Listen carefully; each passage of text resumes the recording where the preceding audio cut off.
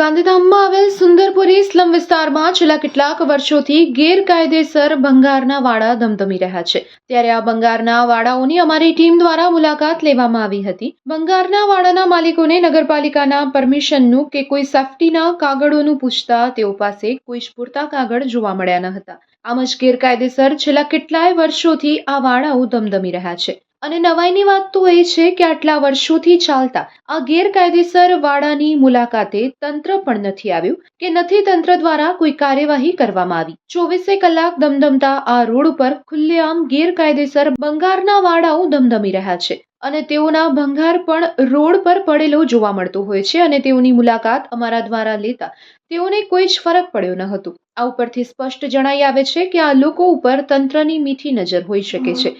ત્યારે આ ભંગારના વાડાઓ ઉપર હપ્તા પણ લેવાય છે તેવું પણ જાણવા મળ્યું છે। ત્યારે આ હપ્તાખોરો ઉપર પણ કડક કાર્યવાહી થવી જોઈએ અને આ સુંદરપુરી સ્લમ વિસ્તારમાં અને લોકો વસાહત કરી રહ્યા છે।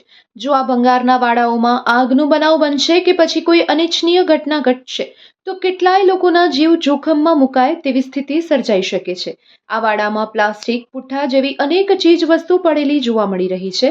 જો નાની આગ પણ અહીં લાગી તો આ આગ એક મોટું સ્વરૂપ ધારણ કરી શકે તેમ છે અને ફાયર સેફટી આ સમગ્ર વિસ્તારમાં ક્યાંય જ નથી।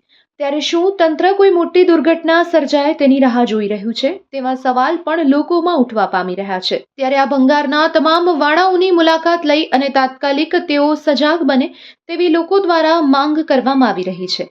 આ સમાચાર પ્રસારિત થયા પછી પણ જો કાર્યવાહી તંત્ર દ્વારા તેઓ પર કરવામાં નહીં આવે તો એ વસ્તુ સ્પષ્ટ થઈ જશે કે આ લોકો ઉપર તંત્રની મીઠી નજર છે અને તેઓ પાસેથી હપ્તાઓ પણ લેવાઈ રહ્યા છે તેવું લોકો સ્પષ્ટપણે જણાવી રહ્યા છે।